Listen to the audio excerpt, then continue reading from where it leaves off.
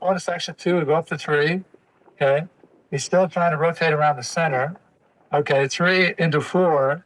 And you notice how this will separate 3 to 4 inches, which is supposed to be. And the reason is you don't want the left arm to get too far away, too close to the shoulders here. Okay. You don't want to do that because it affects his rotation on the downswing. But he still has, folks, this is really important here. When you swing the golf club, the left arm must be on the shoulder line here. It must be enough distance. If it gets up too high, then the player has to lose the ball. Okay, he has to slide on the downswing. The goal we try to do here is to try to rotate around the fixed center, and if the left arm is right on the shoulder line, from the top of the swing, you can rotate all the way through the ball. Okay, so we call this section 4. He'll go down to section 5. The left arm is parallel. Okay. Notice where the right elbow is still close to the body. He'll go into section 6. Okay. Okay, club shot parallel to the ground here. And it's almost a mimic position of number 2, except that in section 2 he was here, in section 6 he's about yay. Okay. And this is the point when centrifugal force starts throwing the club forward. Okay. And what's really important here is that once he goes into, this is 6, this goes into 7, once you go over section 8, okay? You notice how the club, go back to section 6 again. You notice how the club is moving on a 180-degree circle here, right around the body, okay? Do one more time. 6, 7, go over to 8, okay? Here from section 7 to 8, he's trying to cock his wrist so that he can keep his arms closer to his body. You've got to keep your arms close because there's certain leverage positions you're in. Here, section 8, the elbows cocked. You notice that his shoulders are tilted. And let me show you the drill here. That's really one of the important ones. Go ahead, start over again. We're going to go over to section 4 at the top of the swing. And he's got to go down to impact, into impact, bingo, and he's got to make sure his right shoulder gets right at that point. And the only way you can do that is that he's got to stay tilted with his upper part of his body. If he goes, start over again. If he, the top of the swing, if he has no second tilt, he'll come right out of it, okay? And the shoulder gets too high, and it disturbs the balance centers of the eyes. Folks, there's another really important point here. I'll let Gary tell you this. Tell them why you try to keep both eyes on the ball. Yeah. Okay? Hi. In 1984, Zalman got on the ground and he watched Mac and he watched his eyes and how his eyes rotated as his head went back to the right. His eyes would rotate back to the left in the sockets. As he got to the top of the swing, he would start to rotate back down and his head would start to rotate to the left and his eyes were going to the right. So the eyes were always trying to stay on the golf ball.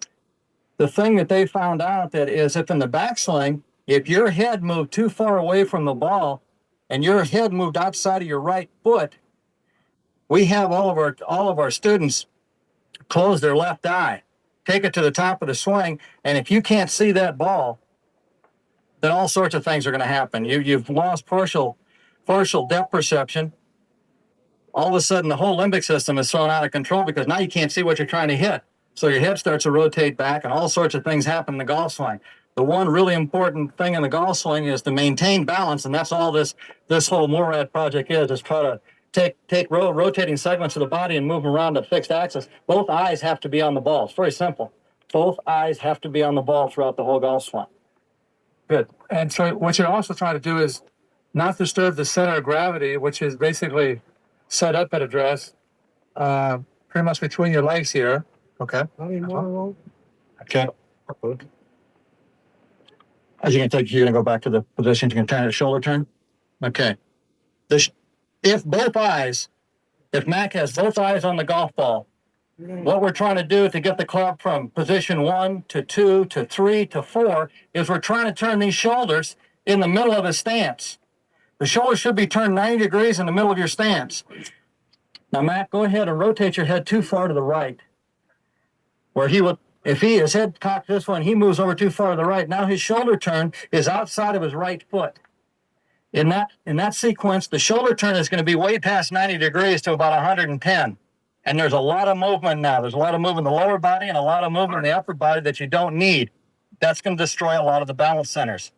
All of this MORAD project is with certain geometric points. They have to be in sequence and they have to be in balance. And if you can get them in balance, you can get a golf swing that looks a lot like his that works pretty good. Another point here is that the central nervous system will make its own mid-course adjustments automatically. And if you're in the right positions, sections 1, 2, 3, 4, 5, 6, 7, 8, then you allow the central nervous system to make the mid-course adjustments, and they're not major. And we tested subjectively, Zalman with me. We like to think it works. And I was really kind of quiet about going public with the information until I won some golf tournaments. And then what we did, we took the. How you doing? Didn't know I was going to be drug into this. I'm about a 2.5 weeker into this system, and I'm the stiffest person that Mac's ever seen. So, but I want to tell you, if you watch this, I was taught by my father. I firmly believe that if you have a teacher that has a system that tries to teach everybody the same thing, it won't work. I really don't think this applies. This is one of the most interesting things I've ever seen because it basically follows the lines that I was taught. Stance is going to be very narrow. You're going to see perfect balance. Basically, the big muscles, the trunk of the body is going to do the turning. The thing that's different to me is how close he keeps his arms through the ball after he's hit it. You don't extend wildly, which if I hit one, you'd see exactly what happens when somebody tries to swing real hard at it and the arms go loose. But you swing hard, it feels good, and the ball doesn't go anywhere. I've had a lot of years of doing that. You guys going to hit? Yeah, why don't you take us to section 1 through 4, 3, 4, 5, 6, 7. Okay. And you're going to do a drill. We go to section 2. Okay, to section 1. Come on, Mac. Give us a Dave starts been talking. record. You ready? Are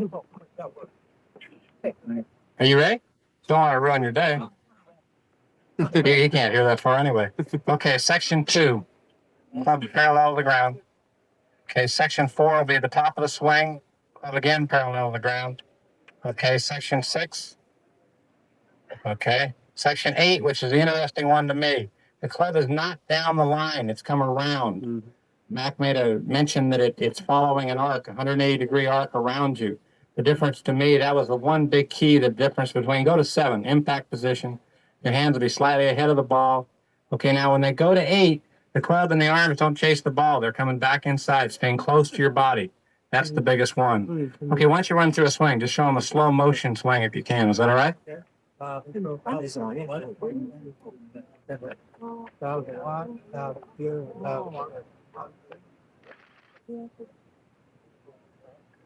Body moving faster. 60% speed. I'm a glutton for punishment. Go 100. No. You gave me the mic. I mean, I swing 100 every time, don't you? Okay. Remember, you left hand. This will be driver power.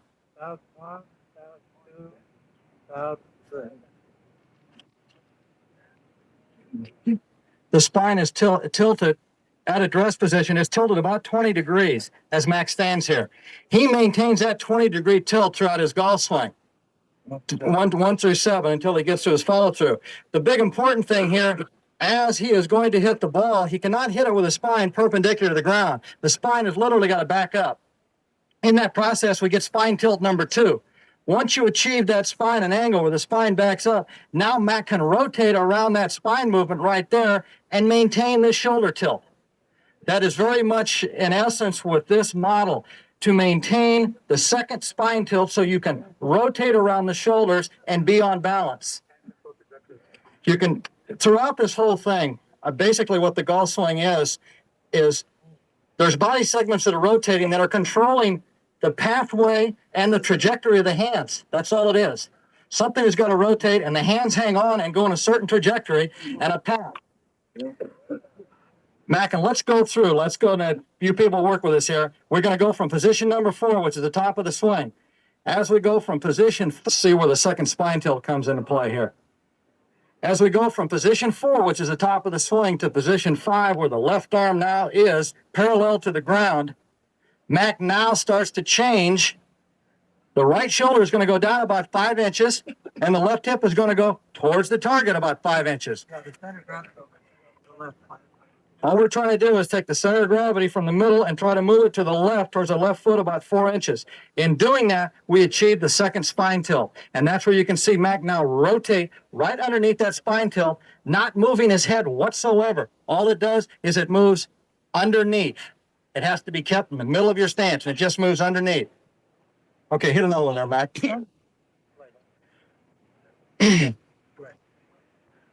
The big thing in Mac's situation and in this model that they've come up with is the rotational speed of the trunk.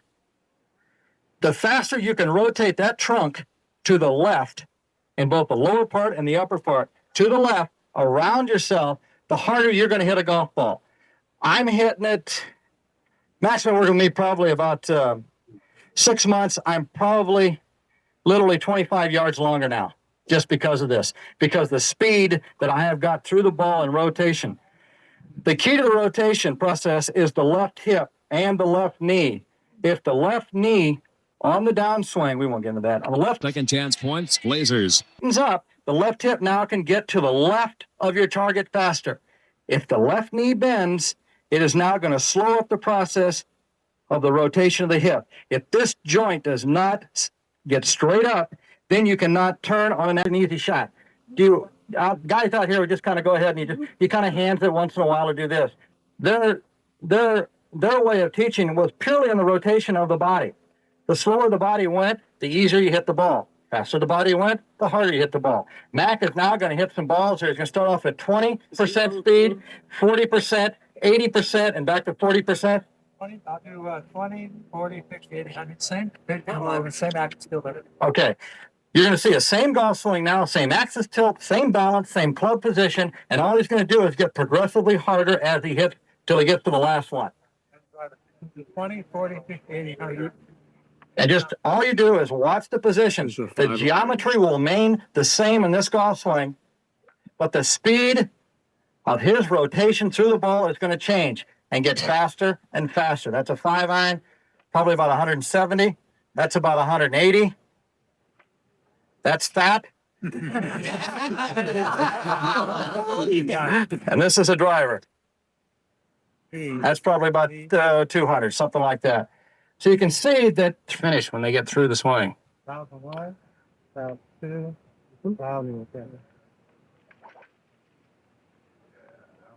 Okay. 1001, 1002, 1003. And I believe that to fight the centrifugal force later, helping to get the angles they create very near their legs. Watch the arm stay near the side. So teach yourself how to play left-handed.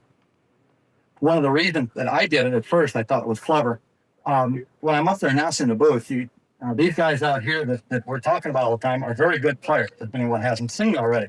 And I know most of the people out there are not that good.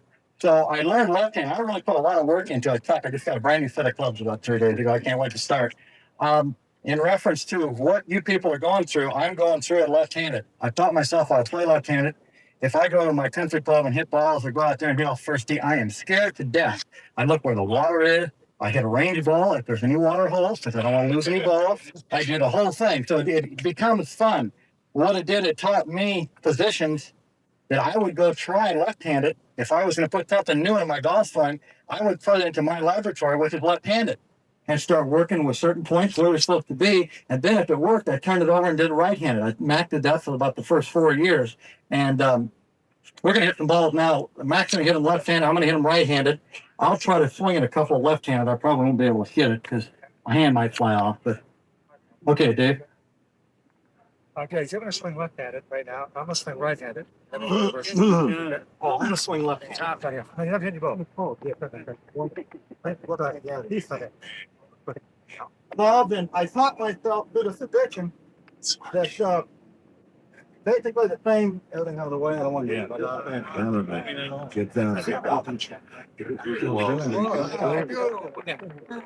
basically the same. In fact, it's better than my right-handed swing because after a while you tend to get vapor lock up here. And you try things back then. Left-handed is kind of like a new toy. It's a new kit, and things go in order. they go into what order, pretty much around that. I don't know though. I think most of the people just like learn how to hit their own natural way. Don't you think? Yeah. Right. Here's your mirror.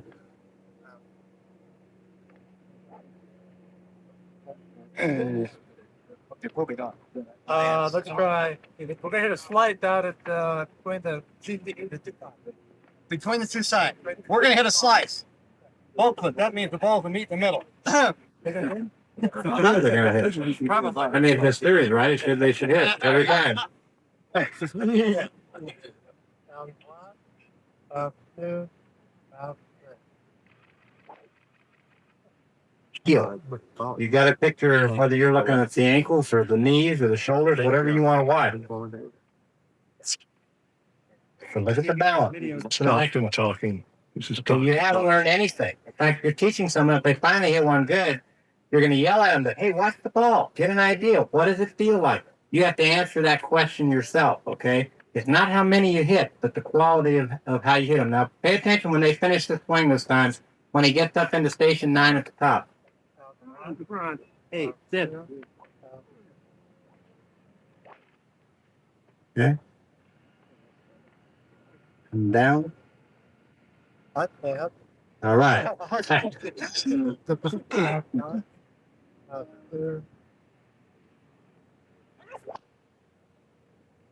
What is right in the middle over? What are you doing over here? This is Gary McCord. Is the teaching lessons from Mac O'Grady. Yeah, I only need one. I need two. Tell them one. I've got it. The process of going from left hand to right hand is amazing. One day, basically, a lot of the movement of joints, the brain sends signals down to move the muscles, and the muscles move the joints. The one thing that Matt told me, it says to build symmetry in the muscle development. As his right side is being built up now, hitting golf balls right-handed, his left side is not. So one of the things that he told me to do left-handed was to build up the symmetry in the muscles so the muscles could fire at the same strength. And I went out and hit balls the first time. I hit balls for about 2 hours left-handed. And then I switched over and took a swing right-handed, and it felt like I hadn't hit a ball right-handed in a week. None of the muscles were the same. It was unbelievable. Right there I learned that, boy, this left side of my body had not been developed at all. And you build up, and Max can go into that. Both hemispheres of the brain and the different cortices. And Here we go. All right, ready? That was one. Now, if you get over that thing, I'm going to get it over. I don't know about you. Hold on. 1001, 1002, 1003.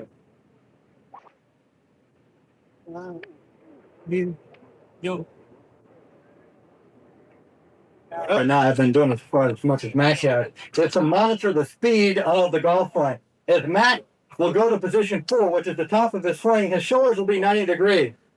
Now his shoulders are going to break the action, and his hips are going to start to take over from position 6 through 7 through 8. Just to give you people an idea how fast the golf swing is. Matt's golf swing from the top of his golf swing to the bottom takes 250 milliseconds. Quarter of a second. Matt, get in position 6. Just put in position 6. Now, I'll show you some speed here now. From position 6 to 7 takes 25 milliseconds. From position 7 to 8 takes another 25 milliseconds. That's 50 milliseconds.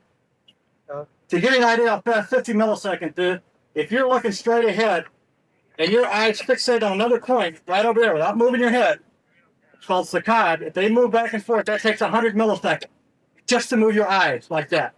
So you can see how fast the golf swing is going as it goes through the golf ball. That's why all of the process of swinging around a fixed axis and to move all the joints around that axis in a balanced position must be maintained when a golf swing is going as fast as it's going. Perfect. This is as hard as he can go at it right now. Probably hit over the 3. That's probably out of here. That's way out of here. Pedro Guerrero. Here we go. I'll just start your pants now. McCord as hard as he can. All right.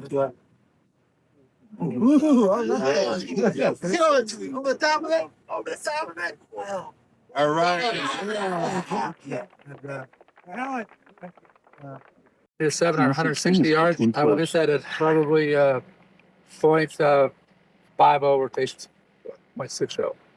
Just setting up, and I'm just how fast do I rotate? Just like this. And what makes the golf set look so smooth is the three-dimensional space is not being disturbed. Okay, next. Right. You want to know about the hand? Okay. He had the question about the hands. Breaking early. Okay. For example, we've been taught for so long, we've told All right, one piece. One face, right? All right. First thing is about when you're dealing with the grip.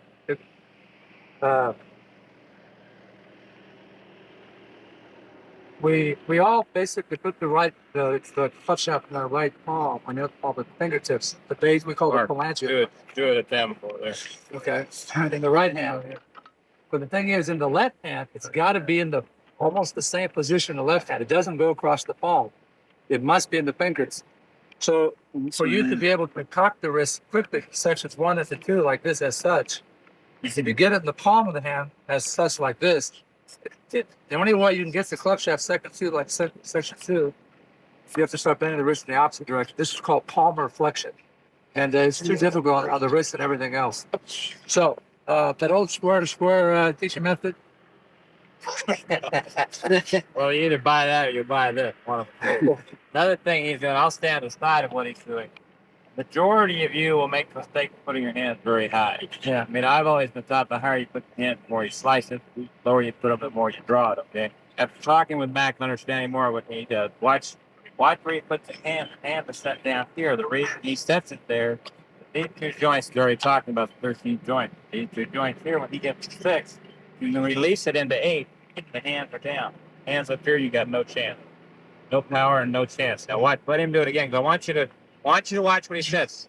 You can see how close it is to his legs. I might make a chart on the shop chart. The side pocket. Stand there. Your chart? Section 1 they're very close to his body. He has long arms. I have a hunch, but they're still very close and they're down. Okay. So this you want to release from this 6 through 8. All right. Close there with it. See, this is a. We're only reading the first 12 pages. This is a computer readout of the Checklist. what every joint is doing all the way through the 10th section. Okay. And when we write the book, as far as the instructional book, there'll be a curriculum for each one of the handicaps: 30 to 20 handicap, 20 to 12, 12 to 5, 5 to 0, 0 to +6. Also, this is explaining the geometry of what has to get what goes down each section of the swing of all the joints. Then there'll also be another page next to it to explain how do you put yourself in these positions. Each of the 5 books is only 20 pages. That's it. So the guys 0 + 6 handicap, that's only 20 pages. That's it. Nothing else. And if you're a 30 to 20 handicap, you probably have 1/4 of this page. And so one of the first things here we go down, we talked about the clutch selection was in there, driver here, knife up grip to use to hit the bars overlap. The hands of the clutch shaft is helping fingers of both hands. And then talk about the left hand grip. Then we talked about the left arm and right arm. One of the things you have to do here is that the arms have to hang. Go ahead, Barb, why don't you set the ball here? The arms have to hang vertical, absolutely almost vertical to the ground here at the dress position. If you, as Dave was saying, if you get your hands too far away from the body, the left wrist has a tendency to start uncocking. And one of the problems you get into when the left wrist gets too uncocked is that the tendency is to have too much forearm rotation. And if there is a secret to the golf swing, it's not. You want to try to eliminate all forearm rotation. That's one of the reasons why, if you look at the dress position, the left-hand grip for all 3 of us is that the. Hey Johnny, we brought that up. Good. I carry it. Is that, watch this. You do not want to be playing with a flat left wrist. You do not. Absolutely forbidden. You, if you have a flat left wrist, especially if it goes up into the palm, the tendency when you go from sections 1 to 2, you get too much forearm rotation. This cuff face, if it's square here or dress, when you go to section 2, it's already rotated maybe 110 degrees. And If the right hand gets up a little bit on top, like Hogan advocates in his book, you go up to sections 1 or 2 like this, it's rotate 145 degrees, 135. So you want to get the club shaft in your fingers, or your left hand and right hand, but then also your left hand must turn over 45 degrees. So when you go from sections 1 to section 2, this hand will only rotate 45 degrees right here. If you have your left hand too far under, then now it's got to rotate 90 degrees. Then the forearm's got to rotate 90 degrees. That's much too complicated. You're actually already pre-suppinating, already presetting your left hand turned over and your left forearm turned over. So you can go from sections 1 to section 2 very easily.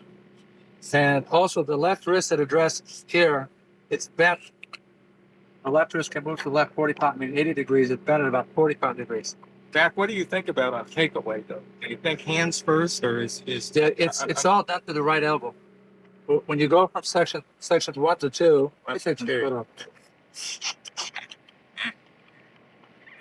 you're a good helper. Wait to see the old way where you go 1 to what would have been 2, you're out here away from it. Okay, watching went 2, it's supposed to be right here. Now the right elbow at address, if you notice, it's bent. Straight's 180 degrees. It's bent about 5 degrees. When I go from sections 1 into 2, at section 2, my right elbow is bent at least 20 to 25 degrees right there. Okay. The old system where everybody would get over here and just have the right elbow fly away, and I'm almost at section 3, and the forearms haven't moved, the hands haven't moved. All of a sudden in section 3, bang, everything rotates very quickly. And as you go up, and then you got to come back on down, then have the forearms rotate almost 90 degrees. That's why the average guy slices terribly.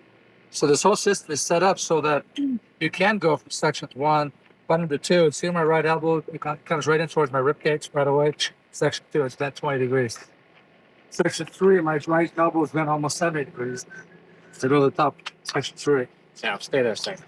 One thing he showed me that was interesting the first time we worked, walked up there and almost killed me. But don't only put your hands up.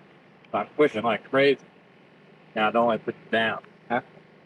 Power he got in here, that's what you want to feel when you get this position 3. Well, I've never felt that in my entire life. You probably saw me hit a couple of balls there where I was going up here to section 3 and staying here. Then hitting the ball first few times. But after I got the feeling of it and the power of it, you're just coiled. You're connected. Completely different than the other. I like back one thing. One thing that really made a lot of sense to me at this. If you've ever watched an ice skater in the Olympics, let's say, that goes into a power spin, how do they do it? They put their arms just like this, don't they? Okay, to slow down, what do? They put their arms out. Right? Stop. They put farther out, they stop, right? Okay, what you want to do then for them is to get connected. What he is showing you here, and what I think is so awesome about it, for those of us that work in head swings that aren't perfect balance, like you watch Mac, it's going to be perfect balance every time. You know, you go to move and everything's disconnected. You can't feel where the hands are. You can't feel where the club is. They're trying to teach you how much you turn, don't sway, all this other stuff, okay? One of the exercises you had me do was put my hands on my side like this, bend over, turn back like I was taking a backswing, then go to the hole. Right here, okay? You try that connected to your body like this, the upper part of your arm, versus putting your arms out here away from you, and then try it. I can feel myself, everything jerking back in here, whereas this, everything transfers right on through, okay? Very, very connected. Your question about the hand, 1 to 2, 2 people that did it that I know of, Johnny Miller and Nancy Lopez. And I watched Miller, I thought it was stupid. I'd never seen anybody do that. Now we're talking 12 years ago or something, right? You watch almost any of the ones now, it's incredible the ones doing it, because it's literally the last move you have to make. If you listen to him very carefully, when he makes this move here, that's it. Go ahead, do it again. Now, I mean, he's made this break to 2. Now watch, it'll just stay there. Just turn it around the center all the way in. That right change. Come right back on down, right back. Now the right straight. That's cervical force throws it. This is where the hips take over. The cervical force will throw the club out from section 6 and 7. Then the hips have to be taken over and take it over to section 8.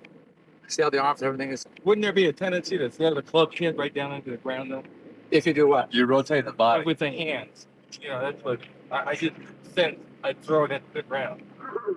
How do you prevent that? Uh, You better get over here and watch you play. You better go here and learn something. Ain't gonna help you hitting any. When you go from section 1 to 2, if you're basically trying to control the radius of the club head. From this point, section 1 to 2, like this.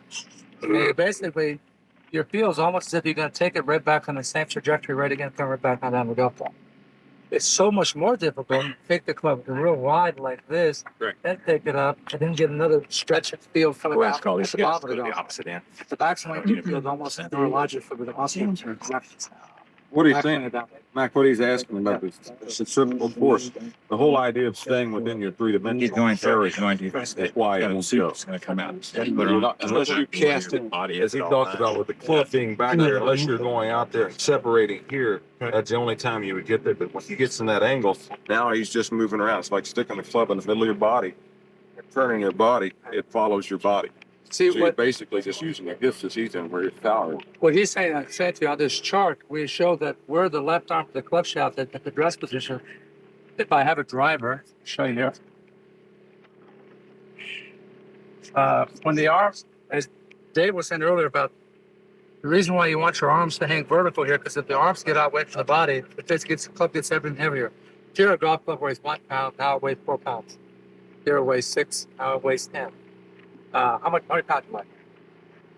I want 60. If he's close, I can pick him up. If he's out here, I can't do it now. And one of the problems you run into with when you get your arms too far away from your body is that you notice that my left hand right here is level. It's not uncocked or it's not cocked. It's just a level position. And this angle from the club shaft to the left arm is at 135 degrees. There's 180, there's 90, it's half of that, it's 135. When I go from sections 1 to 2, the right elbow bends, I take it to section 2 right here. Now the angle is 100 degrees. There's 90, there's instead of 100 degrees. As I go up to section 3, bang, right here, now it's 90 degrees, it stays at 90 degrees, okay? Section 4, it stays 90 degrees.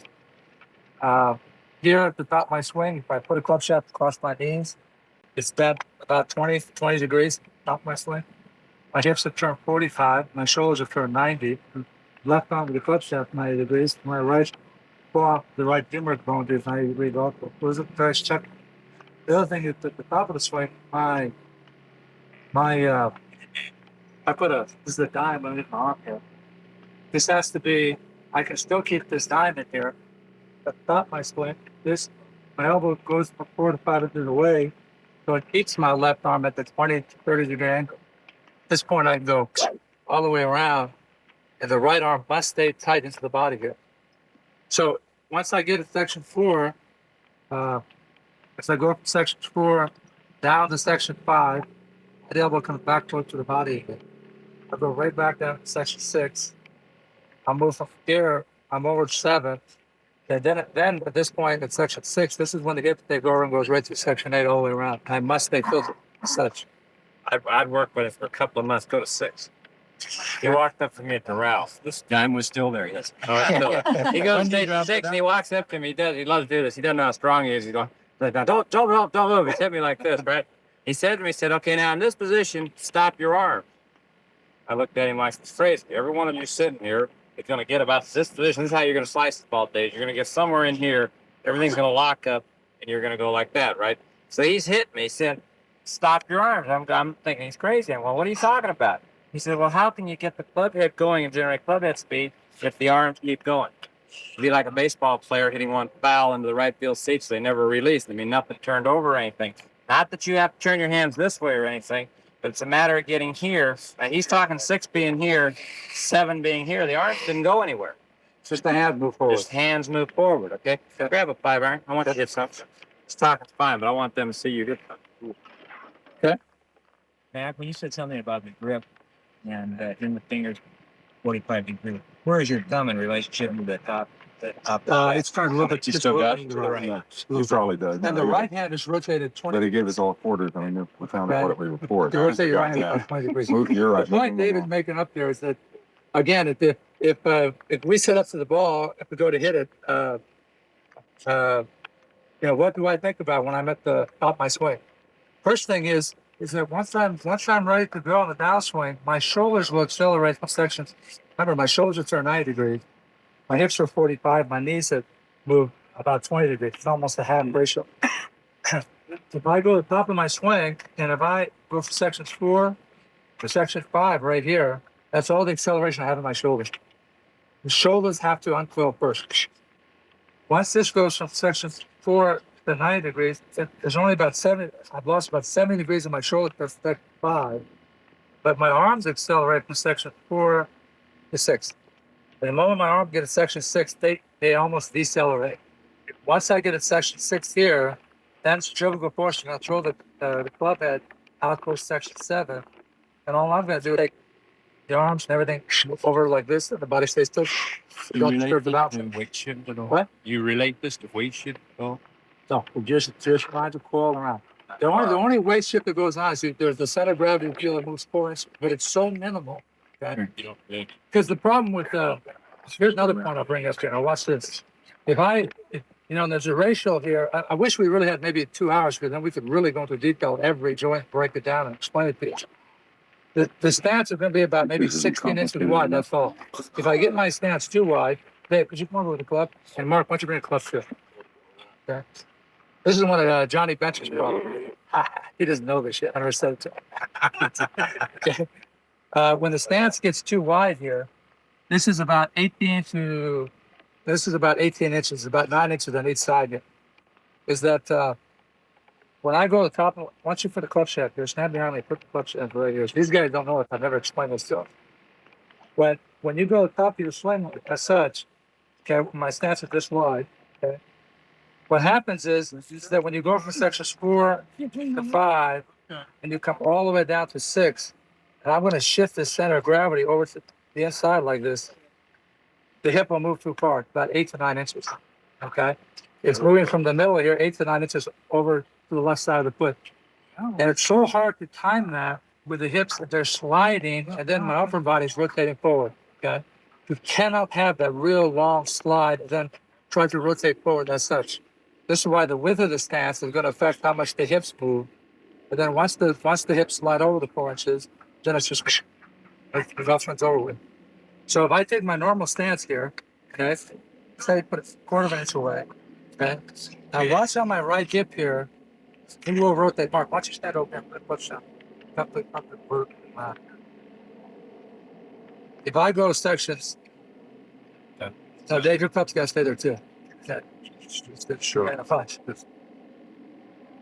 we go. If I go section 1 and 2, my hips will rotate about 10 degrees. If I go up to section 3, it goes about 45 degrees. See how this space is increasing? Okay. Now, once I get to section 4 to the top, okay, get another clutch shot? Yeah. John, want to put one here? Where do you want it? Right here, 1/4 inch away. Yeah. Now, then when I throw my downswing, I go sections 4 to 5 over to 6. This still keeps increasing. Okay. One of the things, this is why this right knee cannot be changed. Because I can't let myself go in this space here, because if I do, the balance centers right away will kick in there, try to rewrite yourself right back up again. It's like trying to shoot a missile with an earthquake going on below the launch pad. So, again, I'm going to go sections 1 and 2 here. The right knee stays the same, 2 up to 3. Then I go up to 4. Now, once I'm at section 4, all thing I have to have, my right hip's got to move 2 inches. That's it. It's over with. Then I just go rotate around, stop. Just so. I want you to try to talk. So. It's no. I want to did about 3-5 right for Yeah. What rotation? 70. Yeah, that's it. What area is that now? How far? That's going 180. Okay. How about 195?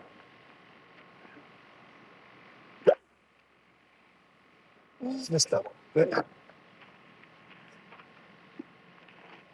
Yeah. 170. Okay. Now that it warmed up, this is a cut club. Remember that?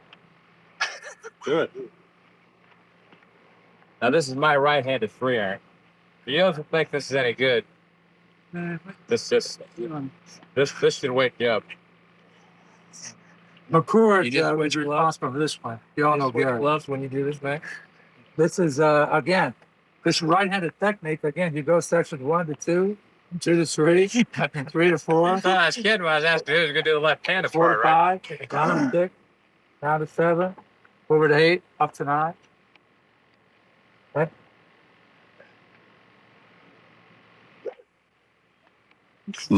Draw a little bit. Any of you have tried to hit a right-handed 3-iron left-handed? Most of you have enough trouble hitting it right-handed, right? Exactly. How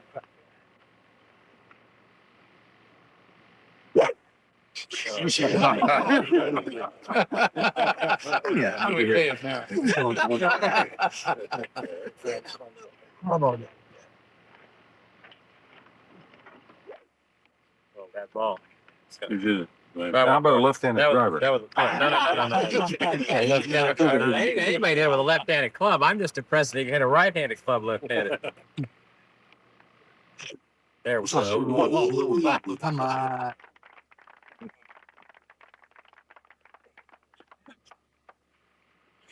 Okay, let's all hit some drivers. No. I want you to hit him.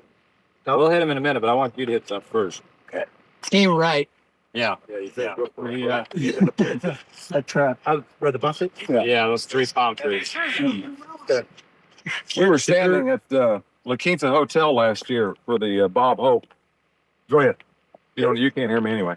Not that I can't hear, but It's a strange situation. Mac has about 40% hearing in one ear, and people don't know that, they think he's aloof, but he really doesn't hear well, honestly. And so we kid him about it, but at the same time, it's part of his character. And it's just as well, you're right. But we're standing at the La Quinta Hotel, and I'm hitting driving balls on the range, and my caddy said, hit it over the wall down at the end, and I don't know how many played at the country club, but you know how far the wall is. And I can just get it to the wall or bounce it up the wall. I said, I can't hit it over, Mac can. And Raymond, Floyd, and Arnold are standing there, and they're saying, no way. And I said, yeah, that's no problem for him. And so I said, Mac, he hit 2 balls, so he was really warm. And I said, hit it over the wall. So he takes the ball out, just puts it up, and he does this little left to right shot and just takes it and cruises it right over the road and the wall over the other time. So the amazing thing is how far he really hits it. Let it go. let me say one point here. Thank you, John. Folks, when I was 20 years old, I was a pretty good player. I mean, I could shoot 65, and a lot of course in LA. And my first sponsors, a bunch of the guys in Hollywood, and one of the teachers changed my swing to start swinging like Nick Klaus and get rolled upright. I found myself within a year, it was very difficult for me to break 75. 2 years later, and this was in 1974, I had trouble breaking 80. I went to Japan in 76 and played on the Japanese tour for, I think I played 14 tournaments. I broke 80 once. I never made a cut, 14 tournaments. I came back. I kept trying to qualify in school. Then in September of 77, I tried down at Torrey Pines. I shot 72 the first day. I had, I think, 17 putts. And then the next 3 rounds, I never broke 80. And I quit playing right-handed, then started playing left-handed. Okay. True. I mean, the funny thing about it was I could not hit a driver 200 yards because I'd gotten to a real weak left-hand grip, right-hand grip, and was taking it really upright like this, like Nick Klaus, and I would just come over and slice it. I was bringing my head up, and I had the club in my palm, too much forearm rotation, everything like this. And I was a strong kid. I mean, I was riding my bicycle from LA to San Diego once a week, but I lost my mechanics.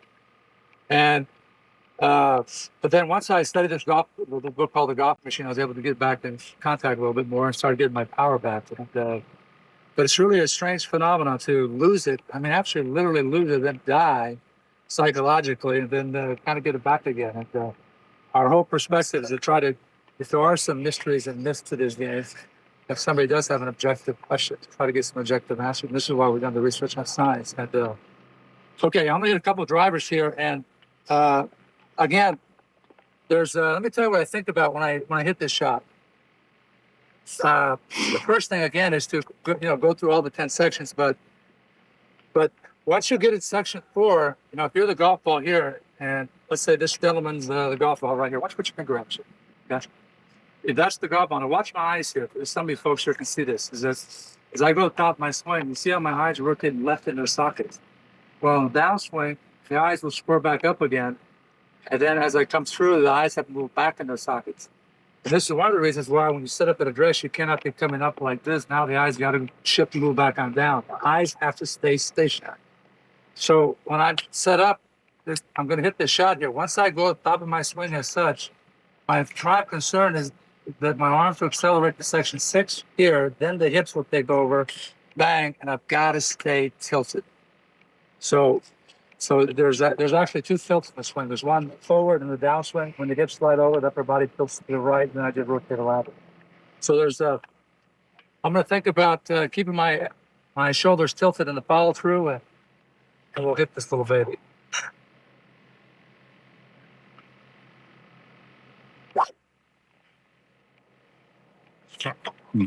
Awesome.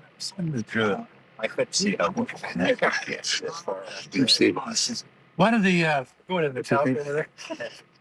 One of the fun aspects has been to do this research and to field test this in the competition, and saw that it worked for me. Especially when you get kicked around and you get beaten by the game, then all of a sudden something's right. Now, what is right? It's doing some good research, getting some good answers, applying it, and then you find out in the competition, it works.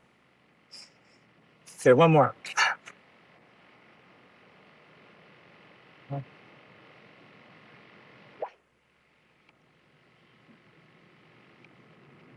Another aspect you notice here is that we're all going to hit some balls together is never lose your balance. Because none of the joints are getting out of position so that you can't lose your balance. So the unconscious motor memory systems just take over throughout the whole swing cycle. Okay. Now this one, I'm going to widen my stance just a little bit, and I'm going to hit this as hard as I can, and concentrate on keeping my shoulders tilted and at the follow through.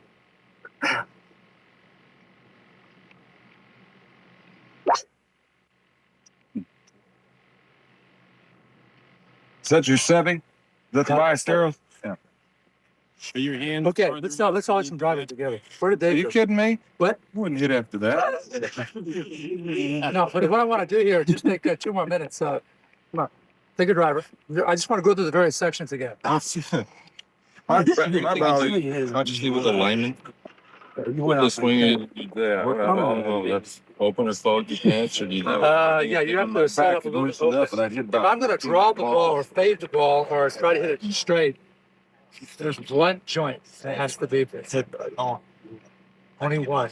You know, we figured this out. I couldn't believe the draw, the fades, and everything else. It's constantly being active with one joint. It's in the right elbow. There's 3 elbow positions you can get into. You know, there is a secret to the golf swing. It's in the right elbow. When the right elbow goes out, the hands turn over, you can draw the ball. Very easy. You come down to the release point, cut it. The elbow is here, the right elbow. Really back here, the right elbow is all the way down about 200. Second, 4. Here's the fade down here, the fade shot. Then there's the draw, the right elbow's off. You don't try to. 1 to P2 comes right here. Now, the way the elbow works, once you get to P2, this shaft will start coming off. The elbow starts flexing. Somebody stand on the tee box and try to dish out. I'll take Jack and everything else. But I'll tell you what, they still to me didn't look as good as Orville Moody. Bringing Orville Moody, if he had a long putter at the regular tour, he would have won 50 tournaments. Orville would have won a dozen majors with no problem. Do you know what he did to Lee Trevino in the early 60s over in Southeast Asia? He played 4 or 5 guys' best balls and beat them every day. Beat them for all their checks. Wow. You didn't know him and Trevino were together? No. All Southeast Asia? Sure. Wiped them Ex-Marines. out. They were both ex-Marines, weren't they? Ex-Marines, they played golf. Orville would go out and play everybody's best, about 5, 6 guys, wiped them out. Took all their money. Then they come back. Then Trevino goes out on the tour, starts playing. Orville's going, what the hell is this? Right? I could beat this guy. So Trevino wins the 68 U.S. Open. And then Orville Moody wins 69 U.S. Open. You don't think that's a story? And Orville was sweetheart of a guy. I played with him in Japan. A shy kid, I don't know. I think walk up and say, "Hey kid, what are you doing today? Come on, let's spend some time together. We're over here by ourselves. Let's have some fun. Come on." U.S. Open champ like this? Wow. I remember about Trevino. I knew Trevino since '72. Trevino never did that. That's nice. Trevino never won, not one time. How you doing? I like him, but Orville was Prince. He's a good friend with Jimmy Powell. Oh, sorry. Orville's like this. Watch my left leg. He's got his leg straight or anybody ever. He just went. Orville like this going like this. Did he do something funny here on the back? What? Who was that guy who went? No, that was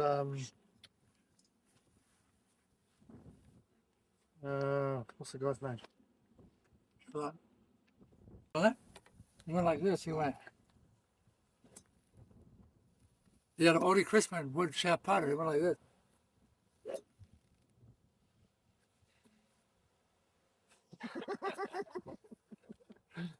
Miller Barber. Miller Barber, that's it.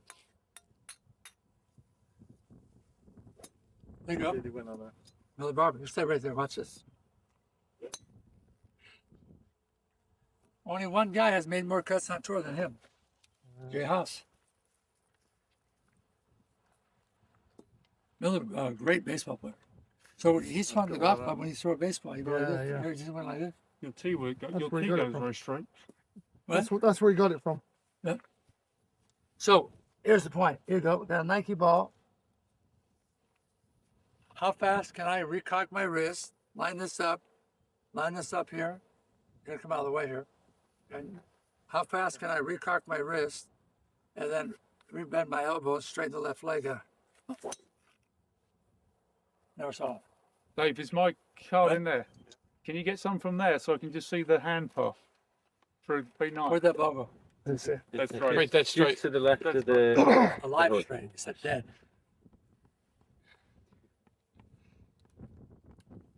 Dead straight. So the thing is, you got to get a little mixture of tilting sideways here. If I stand here and rotate and spin sideways, watch, Peter.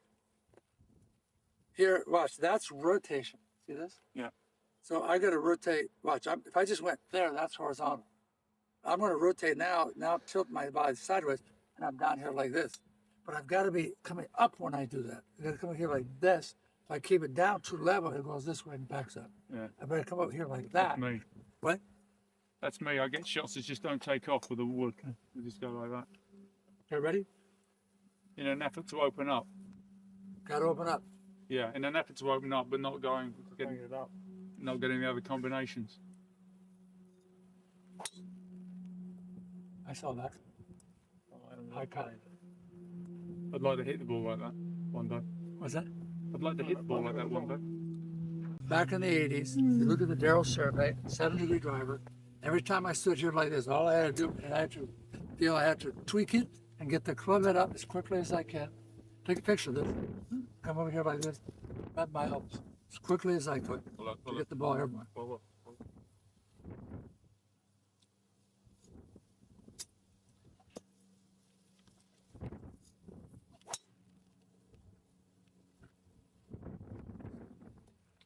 Just think, when you cut off this, you cut that, you cut off 50% of the physics pulling the body out that way. If you bend the elbows, and stay right there.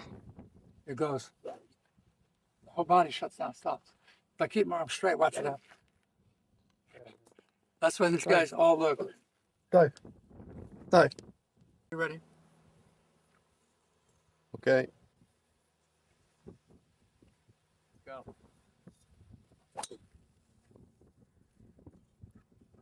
Never saw it. High fade? Yep. High fade, right? Huh?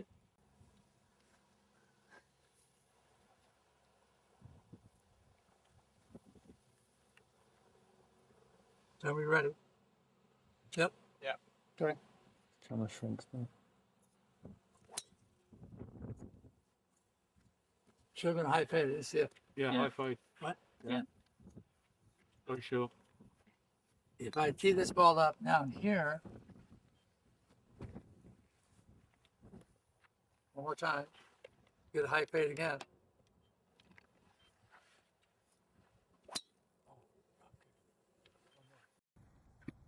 Okay, so you have to have your hips and the straight end of the right hand, and the hand trajectory path's going this way, not that way.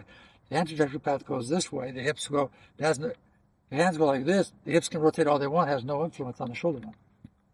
See it? Yes. So this has to go in conjunction with that. See, so the hip rotation and the straightening of the right elbow and the hand trajectory path got to go that way. It goes here. It doesn't go that way. It doesn't go here. It goes that way. Well, it's easy to explain. How can I do it left-handed? Watch. What's going to move the right shoulder that way? Two things. What is it? Hips. Hip what? Hip. Hip rotation. Okay, add the. And the elbow flex. The elbow straightening and the elbow adducting. Adduction of the elbow. Right? Back towards the median line. But you got to straighten with the elbow. The elbow's got to straighten out to keep the hand trajectory path. If my elbow stays bent, my hand only moves forward because the shoulders are rotated. But if I straighten my right elbow out independent of, see, that also moves the hand speed. See this hand speed? That's by the straightening. So I got to rotate my hips and shoulders and do it together. All three sources move the hands to get further like this. See? And to move that hand forward, the elbow has to keep moving. If it just stays there, that I can just straighten my elbow out, that's it. But I have to keep it moving. I got to keep it moving forward and then rotate it. All the hips, the shoulders, the straightening of the elbows got to keep moving. Then the elbow straight. Look at my hand here. I didn't change the flexion. What's moving my hand forward here now? I'm not changing my elbow. What's moving the hand forward? The shoulders and the hips. Shoulder rotation. Hips and shoulders, right? Okay. Now, if I straighten out my elbow like quickly, I bring in another source. So the straightening of the elbow did it as well. See that or no? Yep. It goes like this. See? But my elbow's got to keep moving this hand. I can move my hands forward here, but then the overtaking right takes over. Again, that's why my elbow's got to keep moving forward to control the overtaking right. Control the overtaking. I can do the same thing. I can do the same thing left-handed. My hips rotate, my shoulders rotate, the straightening of the elbow, and they all move together. And that's how I go like that. Hips, shoulders, what else? Hips, shoulders, what else? Elbow. What? Elbow. Elbow what? Elbow straightening. But watch. My elbow can straighten that way. All right. Knee. But what makes the hand go that way? It's got to keep moving. On the elbow plane. If it stops, you straighten it, it goes off over there, and then the force will pull it out. If you keep it moving, you got to oppose it. If the centrifugal wants to pull it out, you got to oppose it by going that way. Now, how do I learn that? I played so much baseball. That's how I got it. Left-handed. Okay. I remember throwing balls against the wall, left-handed. Throw it underhand like this, no problem. Hit the wall. Throw it overhand, go like this. Throw the ball over there. You know why? Because I'm tilted forward and I go like this, it throws in the ground, right? What happens is the pelvis has to go this way. So here and go back to get the elbow here, and then throw it, and I go through it. Not straight up down, go like this, throw it like this. Because this stopped moving and I'm throwing the hand like this, the overtaking right. If I keep the elbow out here, head leading, going while I'm throwing it, it goes perfect. The same thing down here. That's why you don't want that elbow staying back, the overtaking rate. That's why you got a weak grip and you're going like this, even worse. That's why the driver's going where? All over. Okay. So, okay. Okay. Last one. I'll show you with you. If everybody come over here for a second, look at this. Right here. This goes to the left hip, left shoulder. Okay. And you put this over here. Watch. Put this right on the left hip like this. Okay. And then you're going to put this one right on the left shoulder. Hold that at right angles. Okay. This is what's going to determine. Here's the baseline. This inclination down here is going to determine where that shoulder plane points at to. If most of you guys come back and look at this now, you'll see this.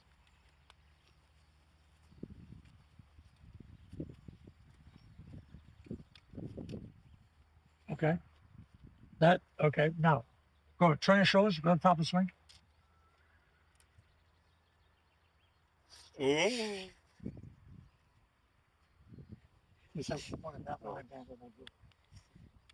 All right, is the shoulder point, is it on?